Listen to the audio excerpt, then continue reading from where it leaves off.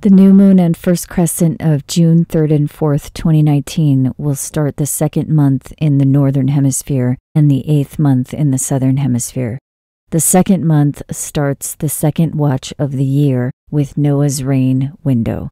In a previous video, we looked at how we know the story of the flood is actually a prophecy about the end time. The deduction is shown here. In short, we know Noah's flood is a prophecy about the end time because, first of all, Genesis 9:11 says the flood only happens once, and after it happens, it will never occur again. But the end time prophecy in Daniel 9, verse 26, says the end will be by a flood. And we know this prophetic flood in Daniel is a flood of literal water because it connects to the prophecy in Jeremiah, which says Babylon will be covered by the waves. And more specifically in Revelation 18:21, it clarifies that these waves that will destroy Babylon will be caused by a star from heaven that will hit the sea. It's the asteroid impact that is coming in the future, explained further in Revelation 8 and 9, Matthew 24:29 and 30, Luke 17:29, and Daniel 2:34. For a slower and more detailed explanation of this, click the upper right corner of this video and click on the Noah's Flood is a Prophecy link. The third reason we know Noah's flood is a prophecy is that Genesis 6:1 tells us that the flood occurs when the humans begin to multiply on the earth. The multiplication of the human population in the last 10,000 years did not occur until the baby boom after World War II. That is when the world population went exponential. But the Genesis 6 prophecy goes even deeper than that. Some believe this says that giants are on the earth when the flood happens, but this word translated as giants in the King James actually refers to the Nephilim. The only other time this word appears in the Bible is in Numbers 13:33. It was translated by the King James translators as saying, "And there we saw the giants, the sons of Anak, which come of the giants, and we were in our own sight as grasshoppers, and so we were in their sight." But notice that the only actual Hebrew words in this verse are saw, giants, sons, Anak, giants, sight, grasshoppers, sight. If we look at the lexicon, we can make more sense of this because it gives us the other meanings of the words. The lexicon says, there saw Nephilim, sons of Anak, Nephilim, fall out, locusts, I, thus I. And the word translated as I, number 5869, also means appearance or outward appearance. So another translation of Numbers 13:33 can say, there we saw the Nephilim, the sons of Anak Nephilim, who fell out and have the appearance of locusts. Thus is their appearance.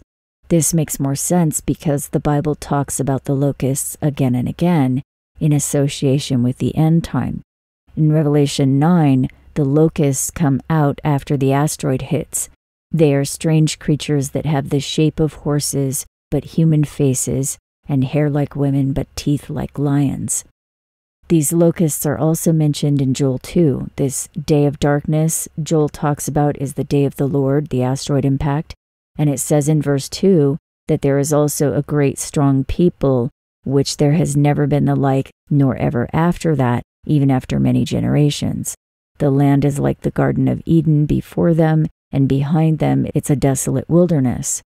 Verse 20 says this is the northern army, and verse 25 says they are the locusts. And this is important because Jeremiah also says that Babylon the Great, which is end-time Egypt, will be destroyed by this northern army. And this connects to the dragon. Revelation 12:3 says a wonder or sign will appear in heaven involving a great red dragon. We discussed this in more detail in the Revelation 12 video linked here.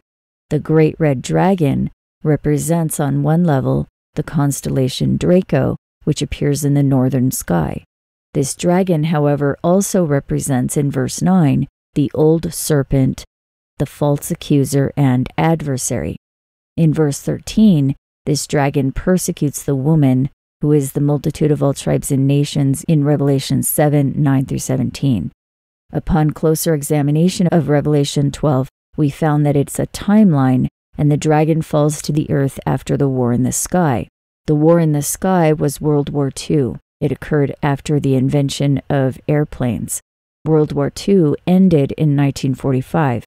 So notice that this timeline matches perfectly with the timeline in Genesis 6:1-4, when humans began to multiply on the earth between 1920 and 1960.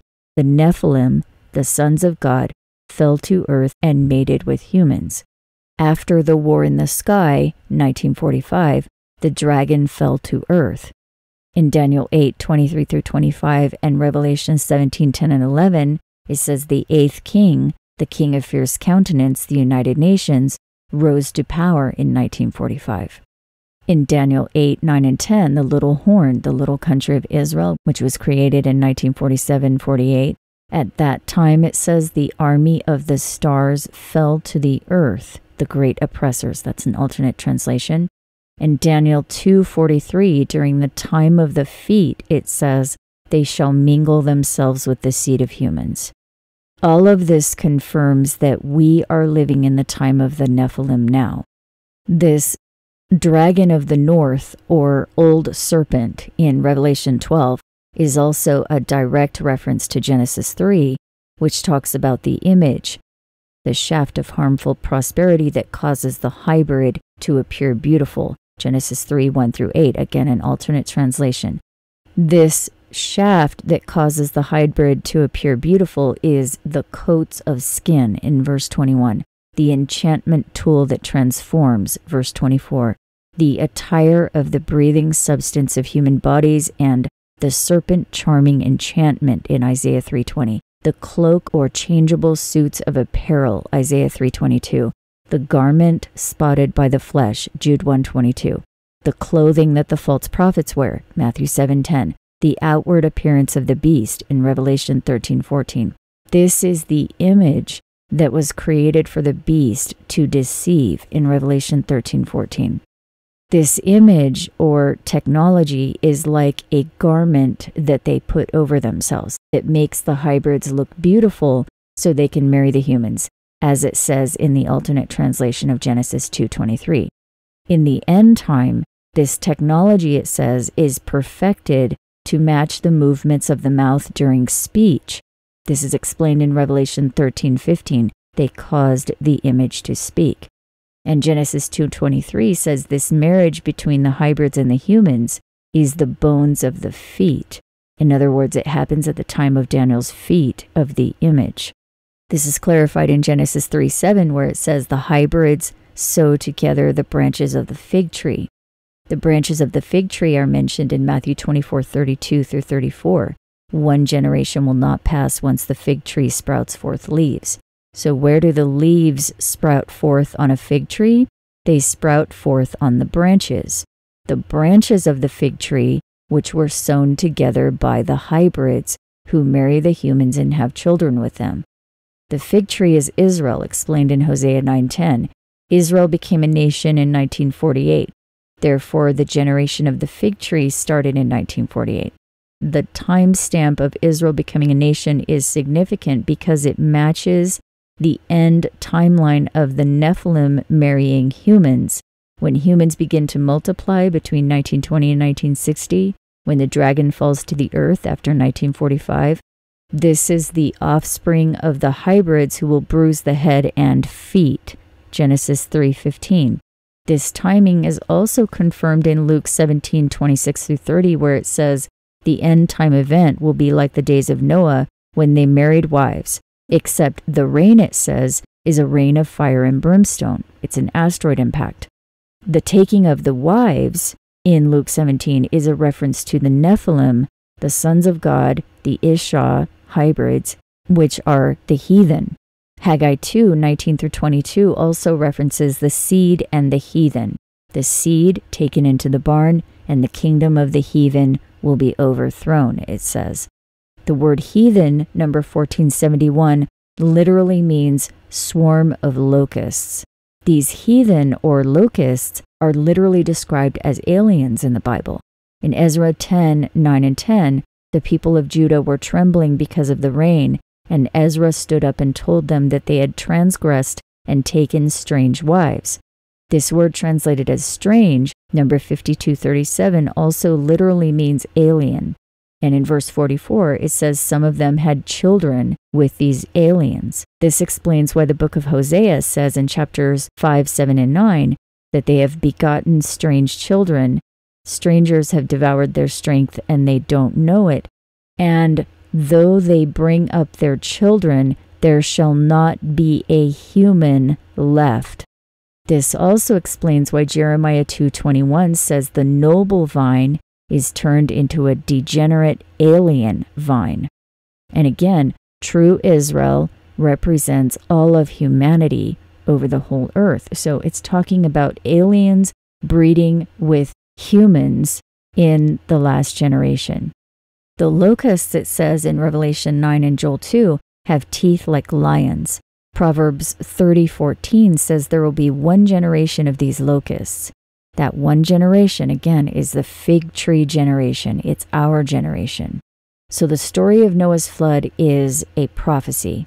This flood happens at the asteroid, and for one generation before that asteroid, the sons of God are breeding with humans and mingling with the human seed. This is why the specific dates of Noah's flood are an important watch in the end time, and especially in 2019, when all of these prophecies are culminating. In 2019, on the ancient calendar, the 17th day of the second month in the Northern Hemisphere will occur on the window of June 19th through the 21st, and this 40-day watch window will last until July 31st. For more information on any of this, see the playlist linked here or click on the upper right corner of this video for more recommendations.